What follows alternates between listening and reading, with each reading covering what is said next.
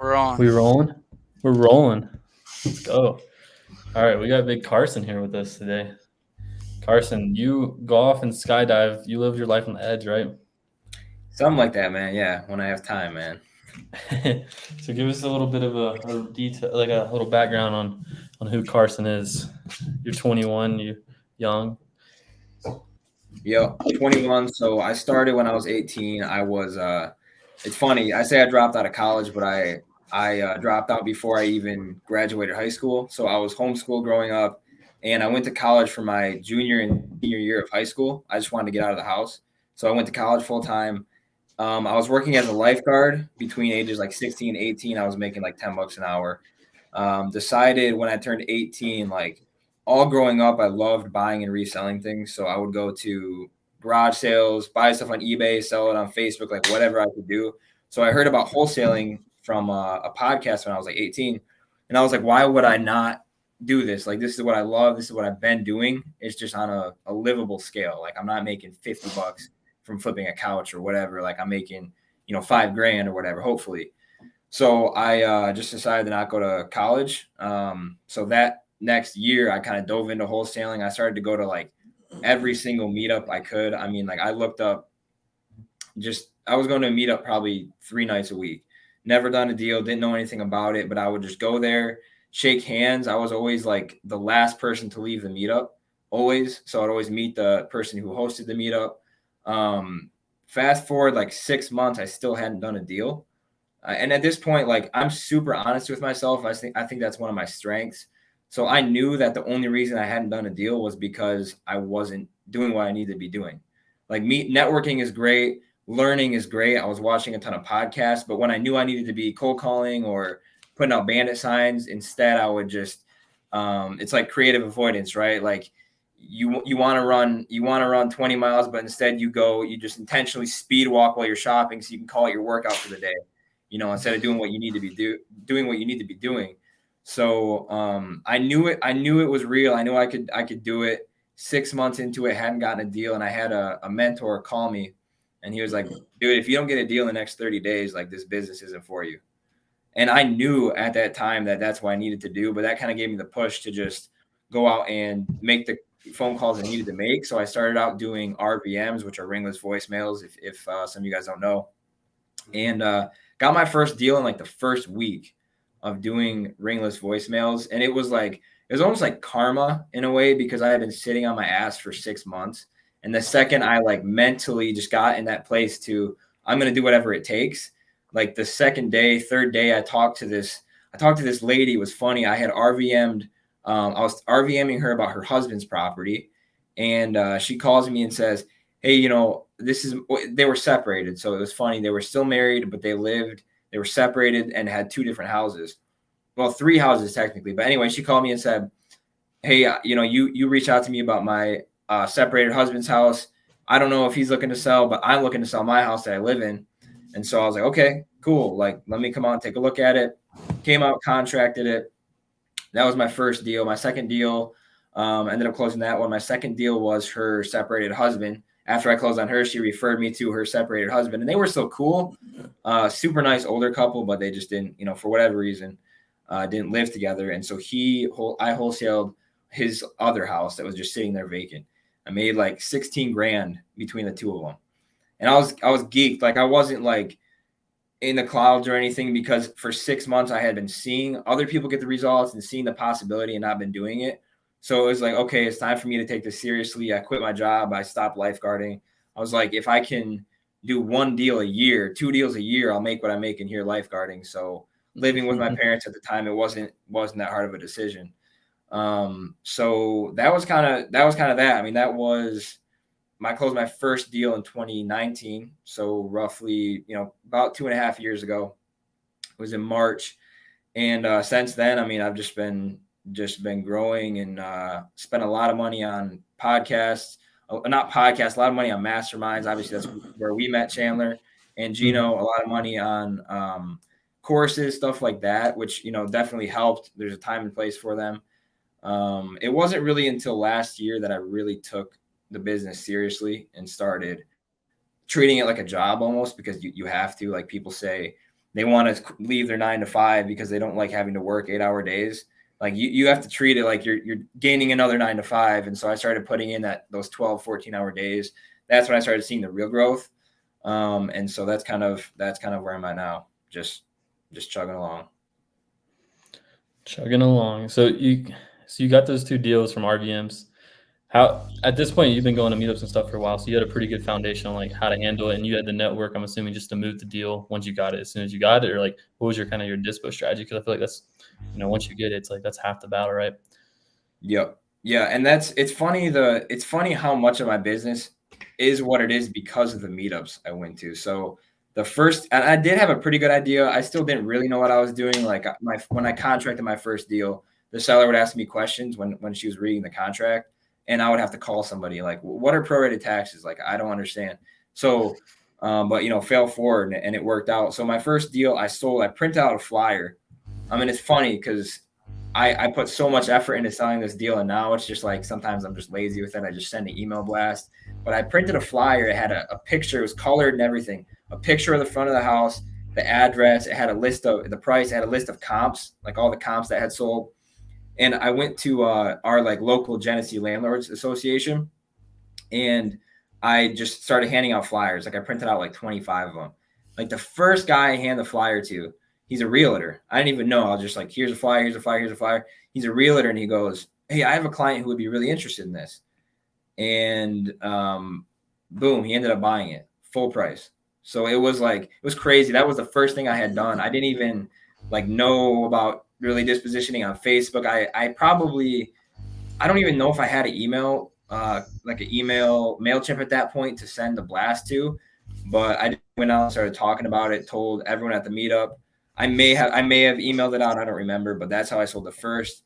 Actually, that same buyer bought the second deal for me as well. And I paid that realtor a $500 referral fee on both deals, even though he got the listing on the back end. But I was just so happy to sell him. His client was so great to me. I just was like, "Here, dude, here's $500," and it built that relationship with him. He was able to help me out on future deals. So yeah, that's how I sold the first two. Nice. Yeah, and you hit on that part, like the networking and stuff kind of is the reason your business is the way it is now. What do you mean by that? So I sell a lot of deals. I do a lot of dispo. So my business now is mainly selling deals, not really acquiring them. And the majority of buyers that I've met have been, it's probably 50-50 now, but for the first couple of years, first year and a half, it was all people I shook hands with in person that were, that I was selling deals to. And another thing that kind of happened from that is I just made a ton of relationships. I was super honest with people. I was humble. Like you see some new people coming into the business acting like they're hot shit after they do one deal, or even before they do a deal, they're like, they got, fancy shirts on and stuff. Like I always dressed really nice to these meetups, always presented myself in a good way, and just made as many connections as I could. So later down the road, when I started really like working hard at the business, and it wasn't more like reactive, like I'd take calls when I get them or get a deal here and there, people started kind of noticing that, and people remembered me from those meetups. And I kind of got known as like the Flint guy, because at that point there were no meetups in Flint. So there was really no, like, I had to teach title companies what wholesaling was. Like, it just wasn't a thing in Flint. It was a thing in Detroit. So I even started like networking with these Detroit wholesalers. When they started realizing I was doing deals, they've, for the past year or whatever, been getting Flint leads and not knowing what to do with them. So they just started sending me deals. Like people were calling me, "Hey, we met 6 months ago. Heck yeah. I have this lead in Flint. You want to JV it?" And so, I mean, at least 50% of my business now is JVs with other wholesalers, if not more. But yeah, networking was just like, that's where almost 80% of my business has come from, for sure. I think that's big right there for you guys watching the recording. You don't have to go the traditional way, and I think if you play it, even if you are going to that traditional way of just direct to seller, like you were trying to do, Carson, in the beginning, or majority were doing, but you also had that the mindset of, hey, let me go talk to as many people as possible, get in front of as many people as possible, because what's going to happen, we're going to have as many opportunities as possible, which I see it paid off now, right, looking back. And maybe you didn't think that. Did you think that when you were doing it, like, hey, I'm I'm going to these meetups just so I can gain, these future contacts, or is it just like, hey, it happened that way? It kind of just happened that way. I think gaining buyers list, people from my buyers list was part of it. Just learning whatever I could. It was kind of honestly out of laziness that I was even going to the meetups. Again, it was creative avoidance for me making the phone calls. Like the people who are really successful, they just dive into like the revenue generating activities right away. They don't worry about the other stuff. But it was easy for me to do that, and I've always like I had no problem just being that new guy and putting the effort into meeting people. So I enjoyed it. It was fun. Got to talk to other like-minded people and kind of get inspiration from them. Like I met a guy that one of the first people I met who kind of mentored me. He was doing like 10 deals a month, and it was just a solo business. He didn't have employees or anything. And so that since the day I met him was in my mind, like if this guy can do 10 deals a month, I can do one deal a month. And if I can do one deal a month at $5,000 a deal, I can live off of that. So, but yeah, I mean, back to your question, it was just, I guess, just one of those things that I was just comfortable doing, and I enjoyed doing it. So, partly to get buyers and partly just to learn from other people. I like that. For sure. Yep. Go ahead, Jim. What did you say? No, no, I was just gonna say, um, I think that's pretty interesting too that you had to come up and you pretty much brought in the wholesalers to that Flint market. Why was Flint not already, and maybe for other people that are wondering too, why wasn't Flint already suffocated with wholesalers? I'm curious. Yeah, I haven't really thought about that super deeply. There were probably two that were wholesaling in Flint when I started, um, and they were doing. One of them might have been doing a couple deals a month. The other guy, even to this day, he does like one deal a month. So there were a few people. Honestly, I just don't think people knew about it, which is kind of surprising because people in Detroit did, or the people that knew about it in Flint just weren't doing it. It's easier when you have other wholesalers to look up to. And, even for a second, I thought about going into Detroit because it would have been all the investors that I met at the meetups were from Detroit, most of them, right? Except for the one meetup near me, which was the Landlords Association. So I think that's part of it. People, it was such a big thing in Detroit. It just kind of expanded. People kept telling their friends about it, whatever the case may be. So there was only like two. I really don't know why, but I ended up. I don't want to. I don't want to jump ahead of the gun. So yeah, I really can't tell you why, but it was weird. Like I was asking title companies questions and they couldn't even answer them for me. So I had to educate the title companies and trying to find a title company. They would Gosh. disclose. I think my first deal, they had the seller sign like this is how much he's making on their Mm, sign fee, and shoot. I'm just sitting there like, oh no. So yeah, that was fun, man. That's That was fun. crazy. That's crazy. So another key thing, I know we talked in a little bit in Tampa when we met at Collect Genius. You said you took the Astro flipping course, right? Yep. So when did you get into that, and like how did it, like how was your experience with that? I guess like not to go too deep into it, but what are some of the Yeah. big takeaways you got? So astro flipping, essentially, it's just working with other wholesalers, like having a really open mindset to it, and that's kind of what it did for me. Like I never followed their marketing advice specifically, but what it did for me is it showed me the paperwork and the logistics to working with other wholesalers. So what ended up, and even people who aren't wholesalers, like now I do deals with my investors. I do deals with realtors. Like you can do deals with whoever has a deal, right? So it kind of gave me the confidence to go and monetize those relationships that I had already made, even through the first 6 months of me doing wholesaling or doing the research on wholesaling. And it just made sense. It was kind of already what I was doing. It's a super relationship based model, and I already had a lot of relationships, and so they just teach you how to work with certain wholesalers. But honestly, really, all it comes down to is two things: one, having the right paperwork, and then two, keeping in mind what the other wholesaler wants. Like you have to understand what are they thinking when you come to them. Like when I sell a deal, what do I think when a wholesaler says, "Let me buy it"? Like it raises a ton of questions. Like, are you going to re-wholesale it? Who's your investor? So I just kind of came at it from a point of, okay, I have the paperwork from Astro flipping. And I'm just going to think, how can I approach these wholesalers in a way that's beneficial to them? And Astro flipping touches on that a lot too. They touch on direct to seller as well. I never really watched that stuff, to be honest with you, because I didn't have a direct to seller model. So I just watched the co-wholesaling part of it. But it's really just a mindset change, I think, of working with other wholesalers. It's way more common now than it was 2 years ago. Even 2 years, I can't even imagine like 5-10 years ago, but it was a pretty big mindset change for me, and just really helped put the pieces together so that when that wholesaler posts a deal, I know how to approach going, asking them for information or whatever it might be. So yeah, it was good though. It's a great course. Cool. So slightly selfishly, just to run back up. Yeah, I think people already have like gist at this point. You explained it. Astro flipping's like the Kegley model of co-wholesaling, basically, taking on another person's deal, either partnering on it and selling together, or taking whatever the spread over the top is. So just the acquisitions is a relationship with other wholesalers. But what is that, to piggyback off what you just said? What does the approach look like to other wholesalers, if you don't mind going into that a little bit? Yeah.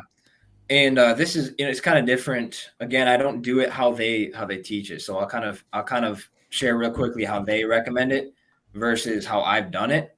They recommend it on a large scale. Like you go on Facebook groups and you just message a bunch of wholesalers and get deals from them. And then you kind of blast those out to a ton of buyers. And it seems really large scale, and it works. But the way I did it was kind of backwards. Like I started off like building these relationships with wholesalers one-on-one at meetups. Honestly, the biggest thing that I've done is teach new wholesalers, because I've kind of realized that's the value that these, people get into wholesaling and they want to make 20 grand on their first deal. And in Flint, like my average assignment fee this year is probably like 5 grand. So it's just not going to happen. So, people don't want to JV their deals. So what I started doing was like teaching people how to wholesale. Hey, come into my office. We'll make cold calls together and we'll JV your deals. And that led into like partnerships now. But on top of that, wholesalers that I just have a really good relationship that will send me deals. There's one that I JV every deal with that he gets in my city, because he doesn't like dispositioning.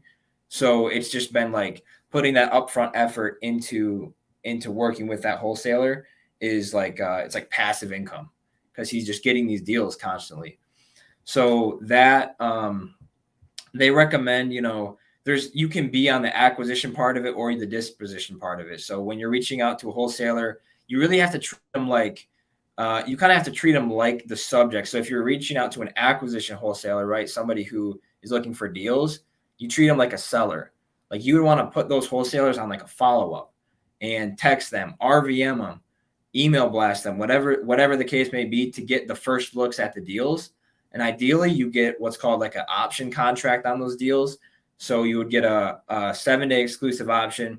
I tell that acquisition wholesaler, hey, look, you got this deal for 100,000. You said you want 110. That's what you're going to blast it out for. Give me 7 days to market this thing exclusively. And then I go to my buyers and sell it for 115.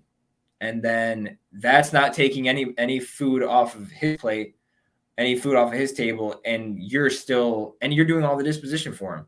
So he's getting what he wants. Exactly. I do the disposition and I do the transaction coordinating too.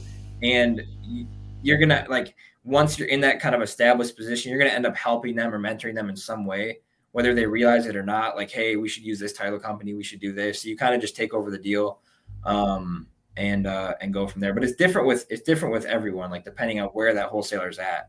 Now I ask the wholesalers, how do you want to handle this? Do you want to JV it? Do you want me to add my fee on top? And I treat them accordingly. So it just kind of depends.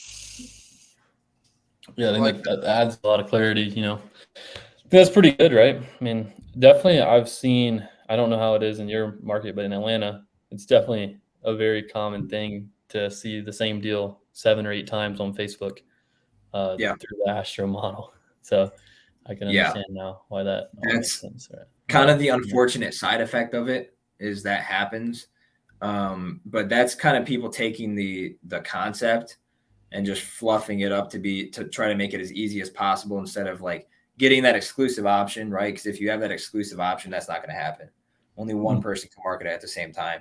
So yeah, and people just kind of saw that concept and just ran with it, which it's annoying, but it is what it is. I'm sure it works at some level. They wouldn't still be doing it otherwise. So you'd be surprised, man.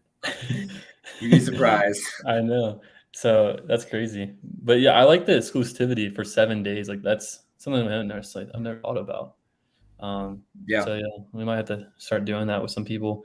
But yeah, I mean, do you do any like just like have a group of people like come like wholesalers to your office, or is it just like one-on-ones, or like do you have like a meetup kind of thing for them, or like how do you structure that?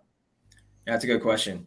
So it's a ton of different things at this point, and it kind of started as just one-on-one, me helping other wholesalers, and it's not all me mentoring them. Like there's some wholesalers that post a deal and I have a buyer and I'll just get a non-exclusive option because they already posted it, go sell it to the buyer.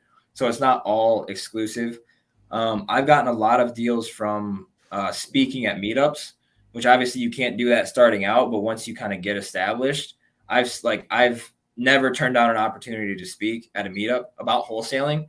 Like I ended up speaking at that landlords association meeting like 3 months ago, and I told everyone there, because again, it's not, Astro flipping is not just wholesalers. Like it's a lot of realtors too. I extended it to my buyers. So I told in a room full of landlords, I said, look, Flint's very street by street, right? Like you have one street where you don't want to be past 6 o'clock at night. You don't want to be there at all. And then you have another street where it's okay. And then you cross a main road and there's like mansions. Like it's crazy. Mm-hmm. So investors like certain pockets. And I'm sure that's where, that's like anywhere. If they're buy and hold investors, they like certain areas typically. So I told these people, and this is how I approach my conversations with everyone. Again, how can I bring value to you, not the other way around? I told them, look, if you guys come across leads, because investors find leads just like we do, and they're in an area you don't want, don't throw those leads away. Send them to me and we'll JV them. So if you think about it, you're sending leads to investors. They might do their own direct to seller marketing too. They might have a wholesaler sending them leads as well that just sends everything they get. So a lot of things that this investor might not like. And so I'm just putting in people's mind, when you get these leads, send them to me and we'll JV them. Like I have one of my buyers. I've never sold a deal to him. It's funny. He's been on my list for months, or a year and a half probably. Never sold a deal to him. But we've done like 4 JVs in the past 2 months and made like 30 grand a piece because he gets these leads in areas he doesn't like. And then we'll just JV him. And he thinks it's the greatest thing ever because he's like, I would have just thrown this lead away. Same with realtors. Like I spoke at our local, like our state's REI, and I met this realtor there, and he had never done a wholesale deal before. He came up to me after I spoke, was asking me questions. I was happy to help him with whatever. And he goes, look, I got this lead in Detroit. It's probably worth about 160. I can get it for 70. Like, what do you think we can sell it for? Or 77. I was like, we can probably sell it for 90 to 100. And so like 2 weeks later, we closed that deal because he, I guess, just trusted me from me speaking at the meetups. And we ended up JVing that deal. I showed him how to do it all. Another thing that I did was I had like a Zoom meeting every single Wednesday. And what I would do is I'd post it on all the local wholesale groups. I had a guy who would like market it to people nationwide. Actually, it was kind of crazy, but we would have these wholesalers come on and just ask me, my buddy, and one of my mentors like a bunch of questions, and we would just answer all their questions. And so you're getting all these new wholesalers who have deals, and they're like, "Hey, Carson, I have this deal in this neighborhood, and I don't know what to do with it." Or like, what should I get it for? And I'm like, well, hey, call me. Like, let's work it together. And like, perfect. This is my first deal. Let's just work it together. So it's a lot of upfront work with these wholesalers. Like it definitely is. And direct to seller deals, you're going to make more money on them because you can control the spread and you're not splitting it 50-50, obviously. But honestly, it's just the path of least resistance for me. I love telling people about wholesaling, and I'd love to see when somebody else, we talked about this, Chandler, like when I did a JV deal with my buddy and we each made over 17,000, I was way more excited to see him make that than I was to make that.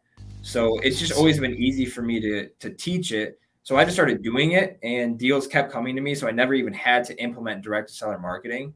And so I just kind of made it a business model. Now looking back, it's not the easiest thing to scale. Like I can't really outsource those relationships per se. But it's still an awesome opportunity, and I'm going to continue doing deals with the select people that I want to, while maybe adding on a direct to seller, lead generation tool or whatever it might be. So it's been awesome, but I do think it was just that it was the path of least resistance. It was just easy for me. It came naturally, and I enjoyed it. I think it's pretty powerful. Those three things. Like I never like it's like such a simple thing. Like just tell other people, hey, you hear it all the time, send me your dead leads or whatever. But Yeah, to tell the flippers like, yo, just if you don't want this, just send it to me and I'll probably make it happen. That's actually like it's such a simple thing, but it's not like oh, you know what I mean? Like let's do that. yeah, So, it's not taught either. This light just came out and ruined my lighting. I switched my computer around because this one was out and it just came on. But yeah, bro, it's funny. You got a shadow in your face now. Yeah, I know it. I can't see you. But I'm just kidding. yeah, it's cool, man. It's funny to do deals with my buyers too. It's just it's a funny dynamic to that relationship, and realtors as well. Like I can't tell you how many times realtors have sold my deals for me. I don't know. Do you guys do that at all? Like work with realtors on the dispo end? Yeah, we'll call a lot of realtors and basically do pocket listings with them, or these are pocket buyers. So it's definitely a really good dispo strategy if you guys aren't doing that. So yeah, it's awesome. And then I get deals from realtors too. Same thing. Like, and you can get deals from realtors in any market. Like there's plenty of realtors that don't understand investment properties, that don't want to list investment properties. Exactly. But in my case, they definitely didn't want to list them when they're $20,000 houses, because they're going to get a 3% commission. I had one realtor send me one. The seller wanted $4,000 for the house. And he's just like, I don't even want to deal with this house. He sent it to me. I contracted it for $4,000, sold it for $8,000, and we each made $2,000. So it was like he made easily double what he would have made it listing it, had to do no work. And so I don't have to sell him on that. Like I don't have to tell him to send me those leads. He's just going to send me those leads. So it's crazy, but yeah, I mean, it's cool to be able to work with a ton of different people in different ways. Yeah, that's why there's a million different ways to do it. I mean, that's why there's multiple different models. So that's pretty sick. Yeah. But dude, that's awesome. Yeah, I like that. I think that's powerful. For anyone starting out is like, if you just put the work in with the shaking people's hands, talking to people, eventually it's going to all work out. So that's all it is, man. But this guy who mentored you, he's told you had 30 days and you made it happen and got 2 deals in like the first week or first month, probably. Like, do you feel like that was the biggest turning point? Like what happened from there to where you are now? You basically just kept doing the connections, networking, all this kind of stuff. What were some other big turning points for you? Yeah. So that was, I guess the tip of the iceberg, like to get me my first deal. And then I ended up getting that. It was still a struggle to get myself to get up and cold call. Like I really kind of hate, I don't like structure. And so getting up and having to cold call like that, like I didn't like, and it was hard for me. I mean, I really didn't make that much money my first year in wholesaling. Like it was well under 100,000. And it was because I think it was really uncomfortable for me. And now like I really enjoy cold calling because it's comfortable for me. So just to get out of my comfort zone, making those phone calls was kind of tough starting out. I ended up I had a business partnership that went kind of left, went sideways. We ended up splitting. It was the end of 2019. So within my first year, I closed my first deal in March. A couple months later, I had a business partner. End of that year, split with him and started doing my own thing. So I kind of had to revamp. That took some time. The point where I kind of went from like 5 to 10 was I started meeting. It was August of last year. And I reconnected with one of my old mentor because he had a lead in Flit, and he randomly called me. We hadn't talked in probably 6 months. He's like, hey, come run this appointment with me. Like, let's catch up. And we ended up catching up and deciding to cold call together. Like, let's meet. I didn't have an office at the time. So he was like, hey, come to my office. Let's cold call together, just because it's more fun when you're with other people, right? Like, it kind of sucks being at home alone cold calling for hours. So me, him, and then I invited another buddy who had also just split up with his partner to come out and cold call with us. So we had this group of 3 guys. We all got along super well, like still some of my super close friends. We still do a ton of deals together. And we would show up every single day. I had the part after a couple months into that, I had the key to the office, so I had to show up at a certain time to let them in, because they one drove like 45 minutes from one direction, the other from another direction. So I had to be there to let them in at 9 a.m. But either way, we met at the same time every single morning and just cold called. And it was like night and day. Like, my motivation went from, hating cold calling to like, I didn't care at all. Like, I was with my buddies. They were both cold calling all day. So it was easy for me to also cold call all day. And we just kind of got in this rhythm. We were running deals past each other. It just helps to have other people there with you. So that first month, like, I think my biggest month until then was like 2 deals. And I probably made like 15 grand. That first month, I think I made 40 grand. The first month of working with those guys. And again, it was a situation of like, I knew I could be doing that like 6 months before. I knew I had it in me, but I just was not putting in the work. So I wasn't surprised I wasn't getting those results. But as soon as I started doing that, 40 grand in the first month. It was crazy. And I never made that much in 3 months before. And then ever since then, it's been, that just the floor has just kept getting higher. So that was really huge, man. Just going from hating making phone calls to just doing everything instantly. Like, if I know I need to call a seller, if I know I need to call a buyer, I stopped thinking about it before the phone call. I would just dial their number and call it and think about it while it's ringing and hope they didn't pick up. And then like, they'd pick up, everything would go fine. And I get the deal. So that was kind of the biggest turning point. And now I'm at a different point. To you guys are kind of past this point, but now I'm trying to turn that monster into like a business. So hiring people, putting in systems, and that's been a whole different world has kind of opened up to me as I started to look into that.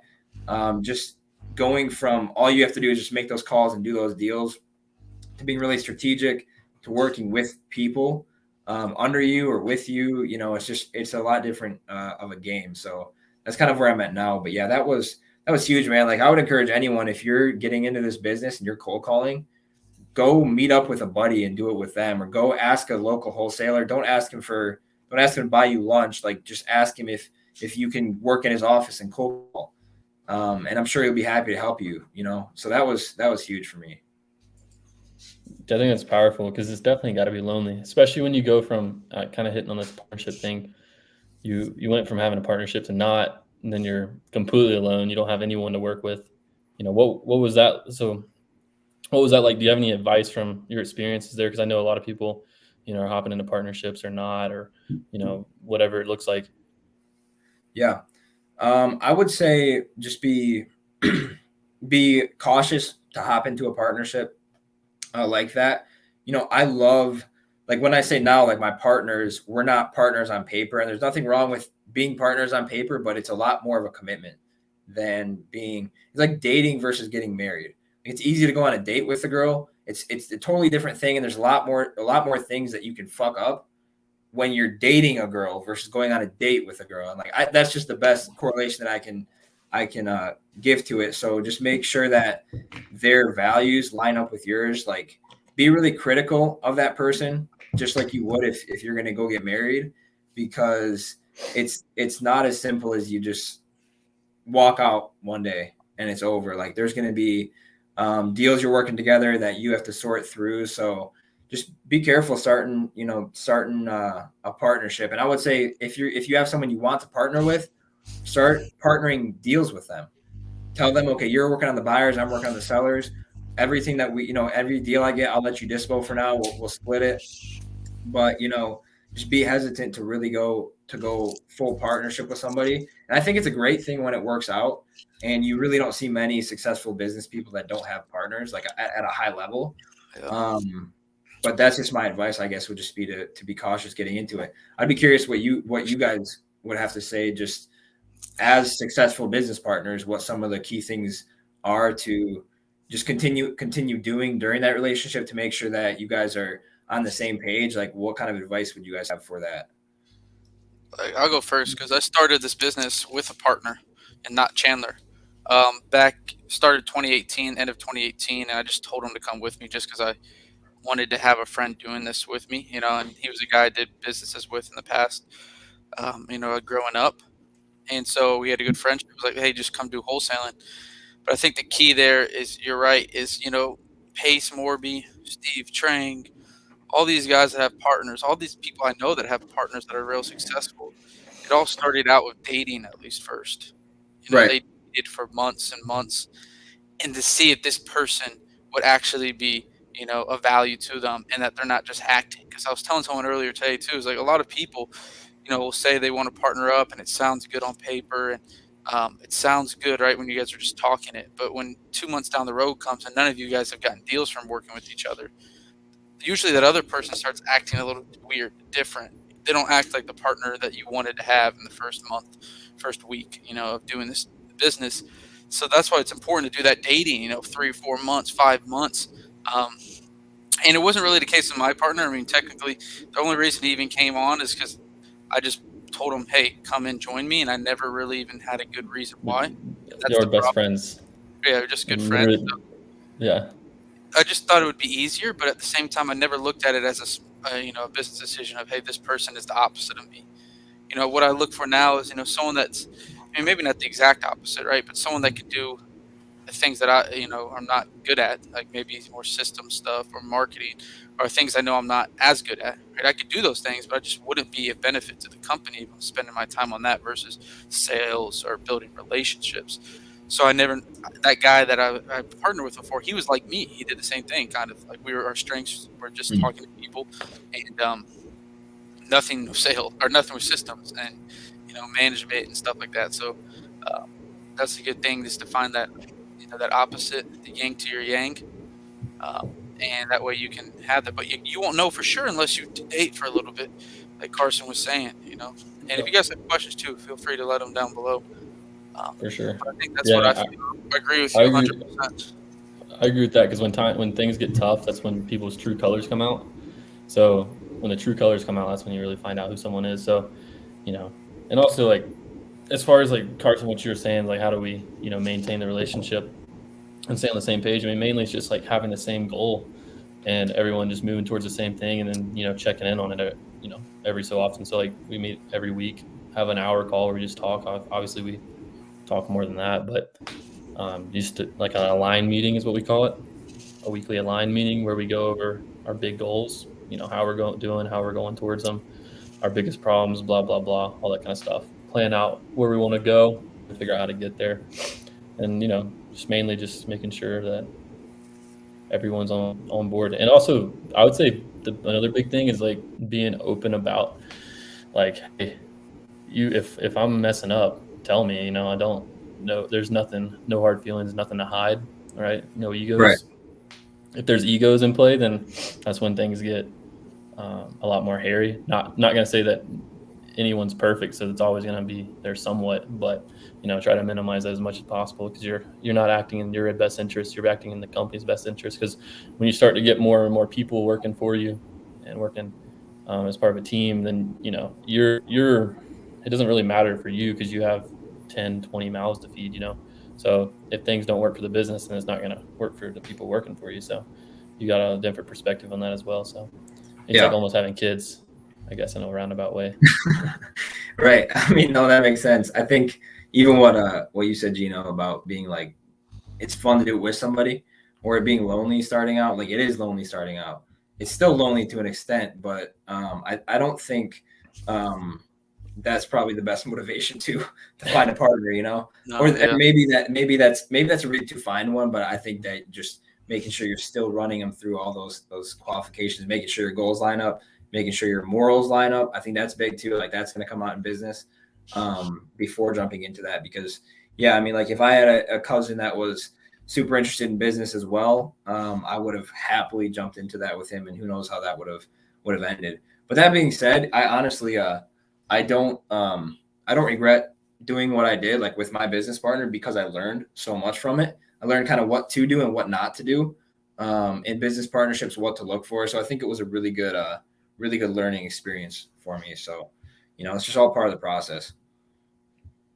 Yeah, I mean, I think that's the mindset you kind of have to have. Otherwise, it's like, if you just look back and like wish things were different, then, I feel like that's like a small world mindset, 100%. Everything happens for a reason. If it goes bad, then, you learn a lot. The worse the mess up, the more you learn typically. So, Yeah. at least Oh yeah. that's I don't our regret experience. even the first 6 months of me not doing what I needed to be doing. I can't find it in me to regret that. I could have made more money. I could have progressed quicker, I guess. But I really think that's just all part of the process. And then I learned about myself, how I motivated. I naturally just went towards other things that I enjoy more because I wasn't forcing myself to do some of the things that at that time I needed to do.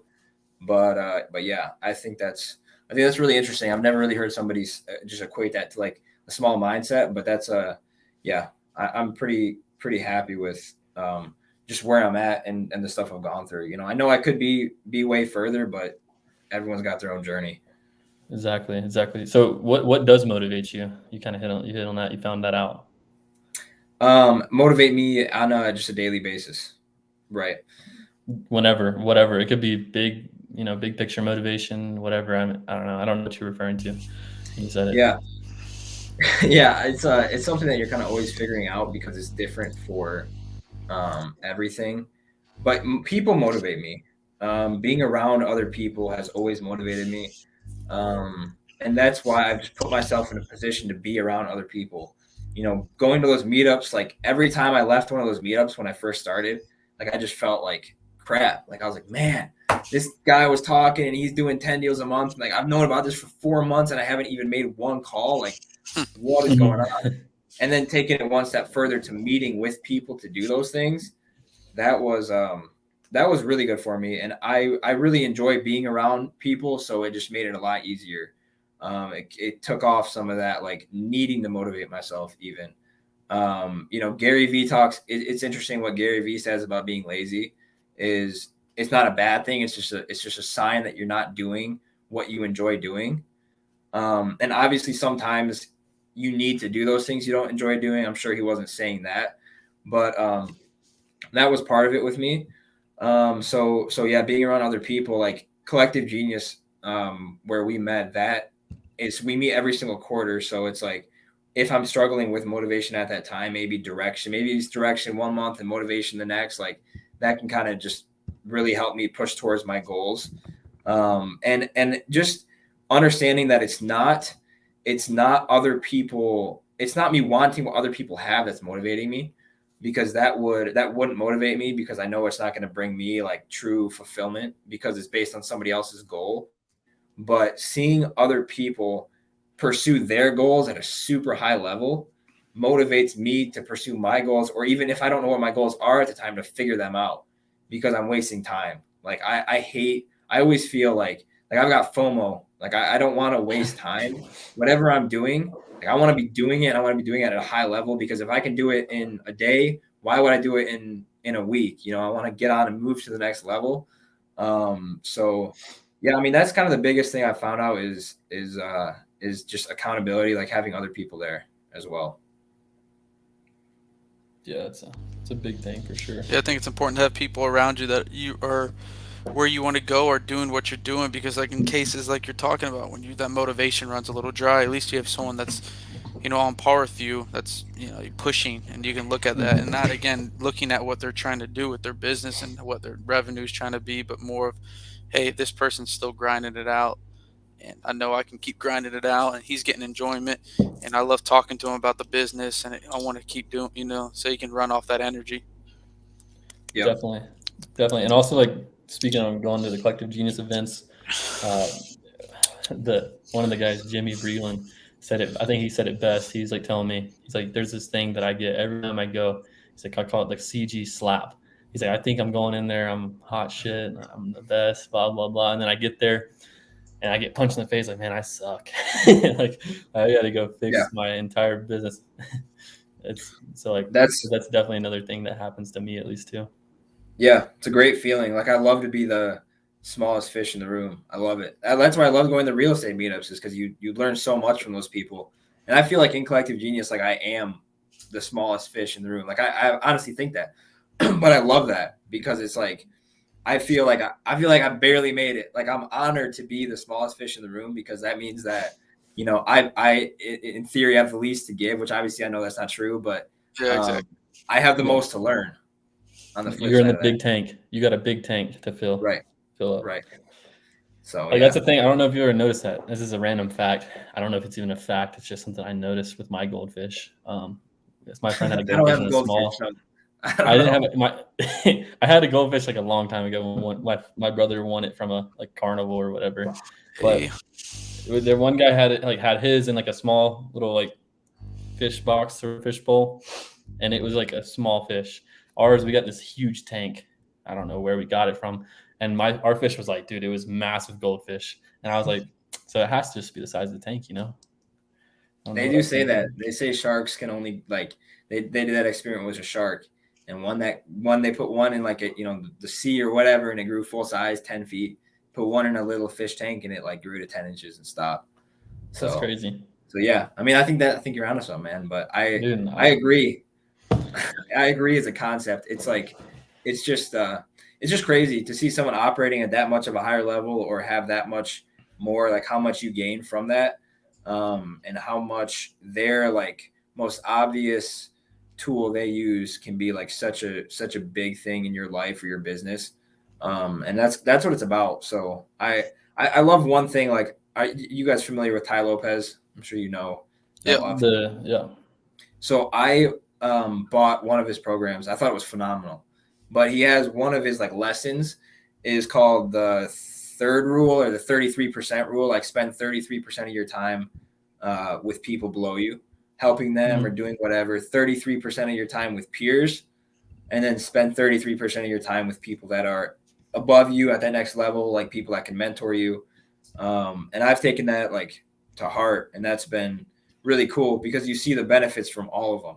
Like you need that time in each of those spots. You learn from teaching people, you learn from being taught, and then you learn just from having conversations like we're having right now. So that's I've always loved that. I've always just remember that for some reason, that 33% rule, but I think it's really important. And that's what that comes from being like, if you notice Chandler and Gino as well, like the people in Collective Genius are humble. Like they're typically not, at least in that room, they're pretty humble. And I think that's what it takes to join a mastermind. You have to be humble because you're literally spending, in some cases, a big amount of money to to intentionally say you don't know it all. Like you need help, Exactly. Yeah. even Mhm. though you're doing great. Like you might have made $100,000 that month, but you're still telling everyone in that room that you need help. Yeah, you're Exactly. asking for help, literally. It's like the Yeah, most vulnerable thing you can do is like get there and like ask, like, hey, I don't even know what to do here. yeah, You Yeah. I know? think that's the biggest part of it, asking for help. Yeah, it's cool. It's really cool. And also like for us, like I don't know how you feel, Carson, but like we're the youngest people there. There's no one 21 years old hardly. So it's kind of yeah. cool to just It hang is out with a cool. bunch of Yes. dads That's the whole weekend. learn Yeah, from some of the stuff they know about, even if it's not real estate related. Teach Exactly. you some Just things. yeah, yeah. Um. and everyone there has the same mindset too. It's like that's the cool thing about masterminds is you can Exactly. level up your friend group, you can level up the people you hang out with. Everyone's on the same mission, to get better. So it's cool. Exactly.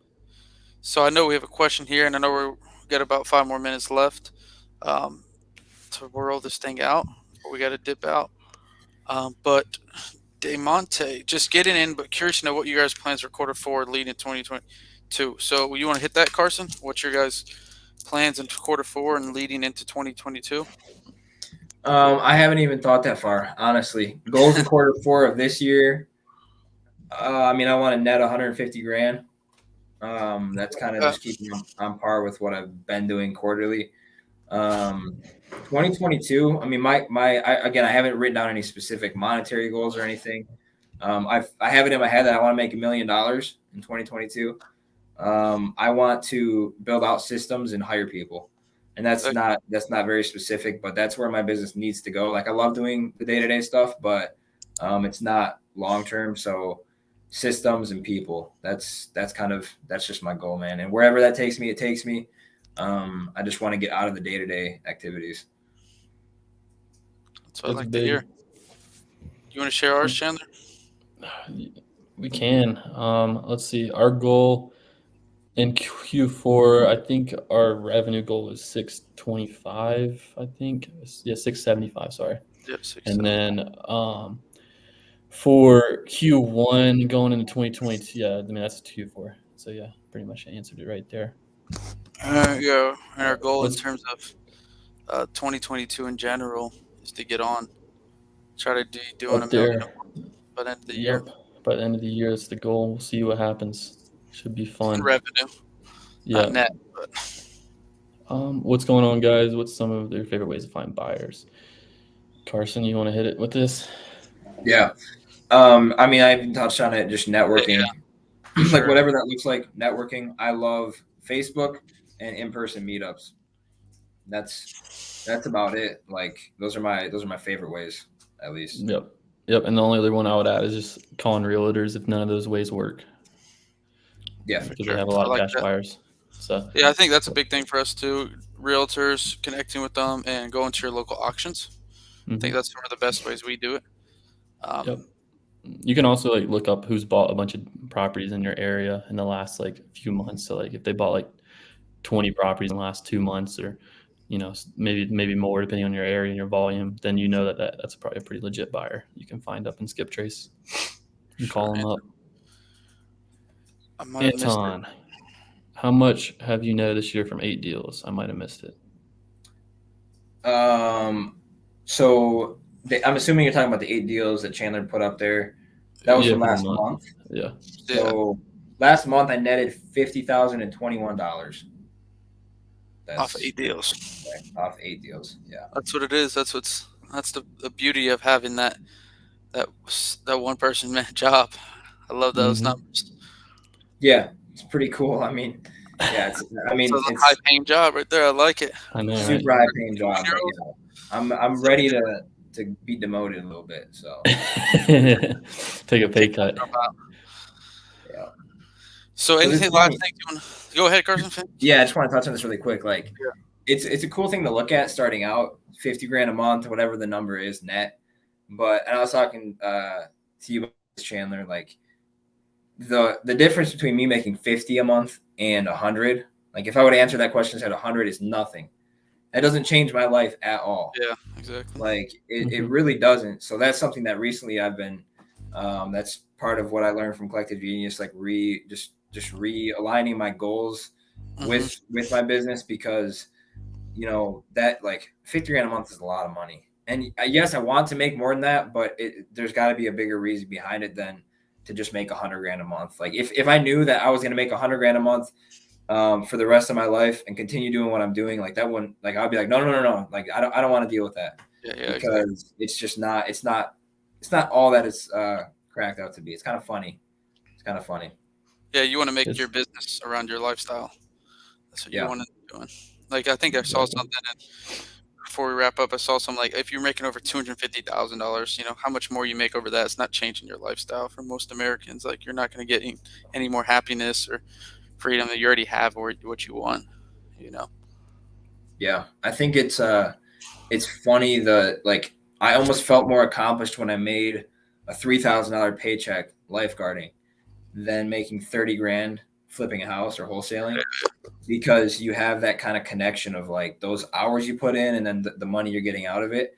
Whereas this, it's like you never know how much you're working, you never know how much time you put into that deal. Like it's just all over the place, especially when you're a solopreneur. So it's like you don't feel like, I don't feel like I'm making 50 grand a month. It's really weird. It's really weird, kind of the way that you perceive that money coming in and out. It's like nothing. Crazy, yeah. So Carson, what would you want to leave the listeners with? How can they get a hold of you? Any last words? Yeah, you can reach out to my Instagram, cdemick12. My name's spelled right here. cdemick12 on Instagram. I'll always respond. I'm not that big on Instagram yet. I got 500 followers, so Hey, still working on that one. Get them way small. Yeah, exactly. If I had to leave people with one thing, two things, I guess. The first would be just be humble and be honest, because there's a lot of people that are in this business that are not honest, and I hate working with them.